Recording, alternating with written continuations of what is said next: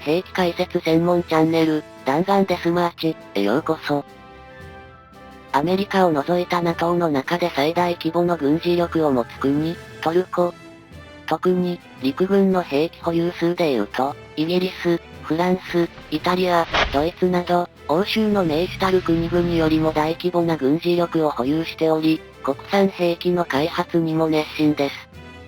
トルコの立地としては、アジア、ヨーロッパ、コーカサス、中東など、様々な文化、宗教観を持った地域と隣接することから、トルコは東西入り混じった独自の文化が魅力である反面、歴史観や宗教観の違いなどから、近隣国や武装勢力との争いが絶えない国でもあります。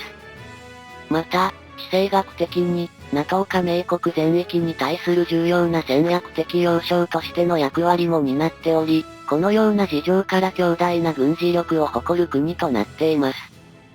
それでは、そんなトルコの軍事力について、保有する主な兵器の性能と、その保有数の観点で解説していきたいと思います。トルコの兵器は種類がかなり多く、すべて紹介するにはちょっと長くなりそうなので、陸軍だけでも前後編の2回に分割。今回はその前編となります。陸軍の後編や、空軍、海軍、防空システムなどは順次公開しますので、よろしければぜひ。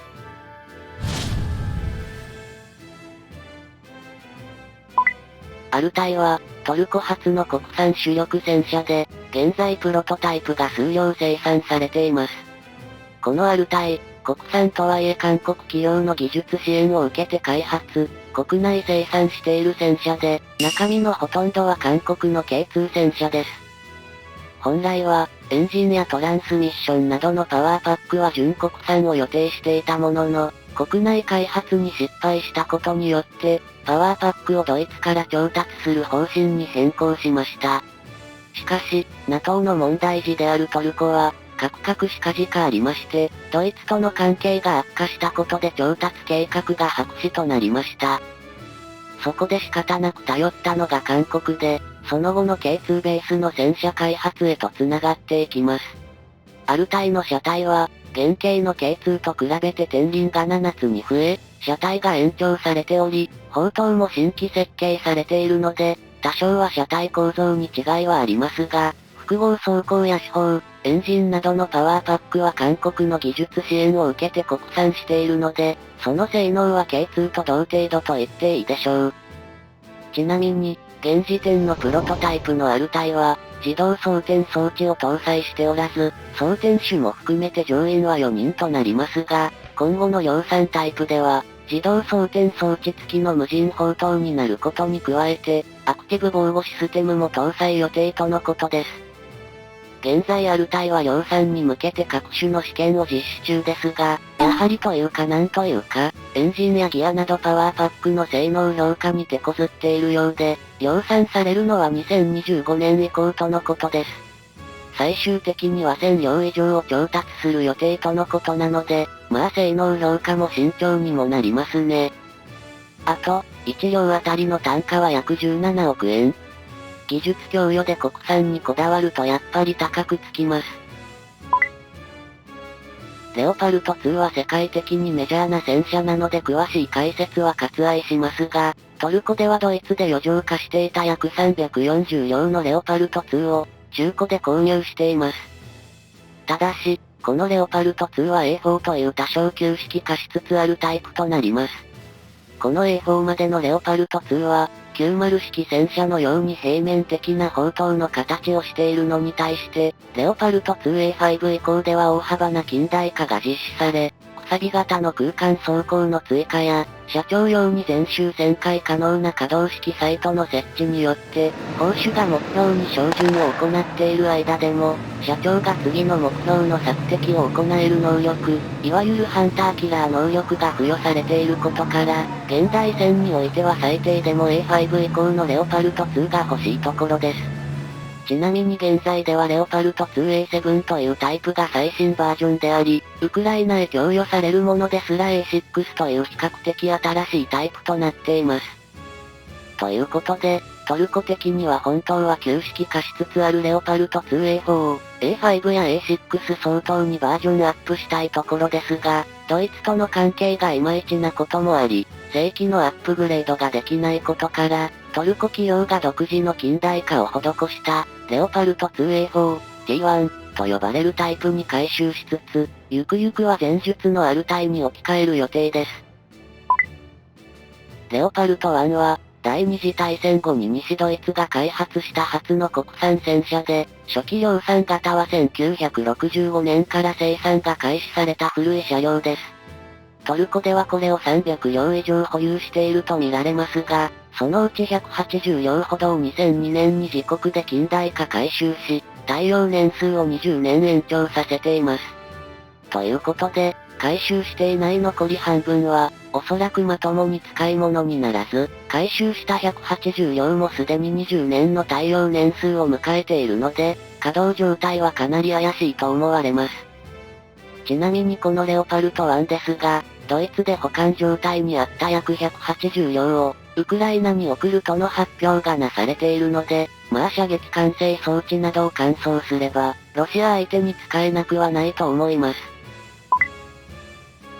この他にも、トルコではアメリカ製の M60 や M48 といった、かなり古い戦車も大量に保有しているものの、実際に稼働状態にあるのは、イスラエル企業の設計の下で近代化された、M60T サブラの170両ほどでしょう。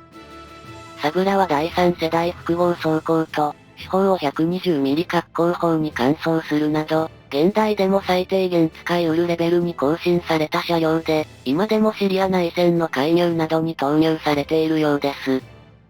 ということで、このサブラ以外の M60 や M48 はさすがにスクラップ状態か、と思いきや、トルコ軍の M48 が稼働している姿が近年でも確認されているので、もしかすると武装勢力などの低脅威の相手に対して使用されているのかもしれませんね。物持ちがいいというかなんというか。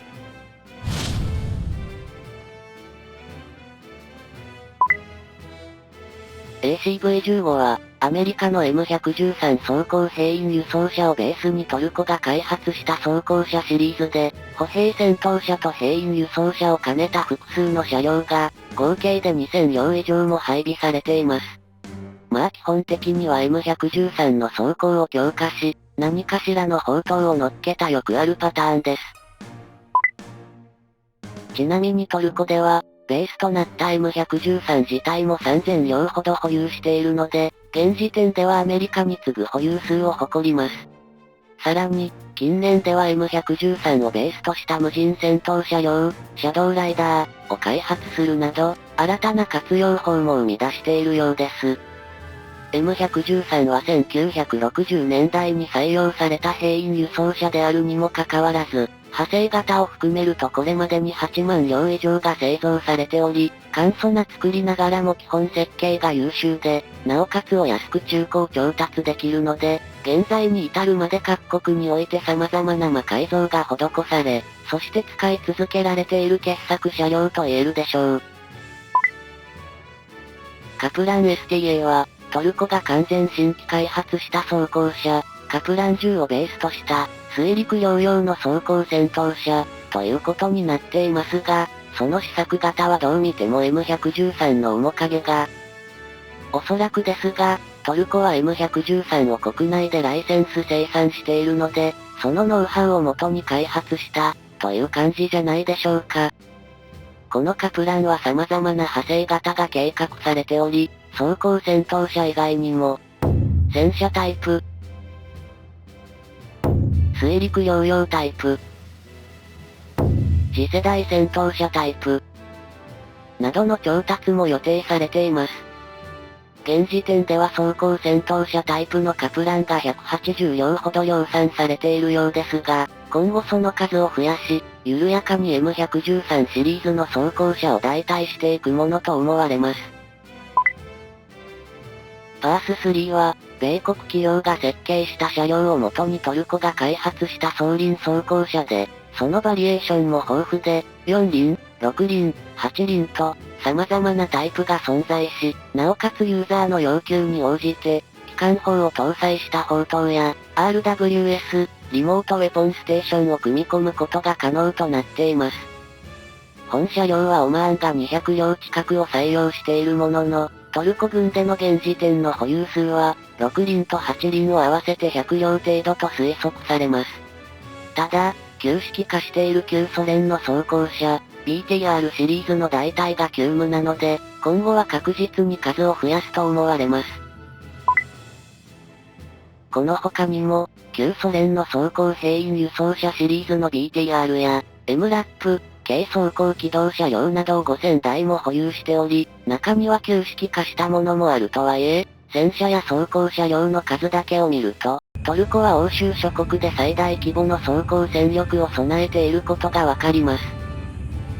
まあ陸軍の兵員についても人口1億人以上の日本が14万人なのに対して、人口6000万人のトルコは徴兵制を敷いていることもあって40万人。つまりバリバリの軍事国家というわけです。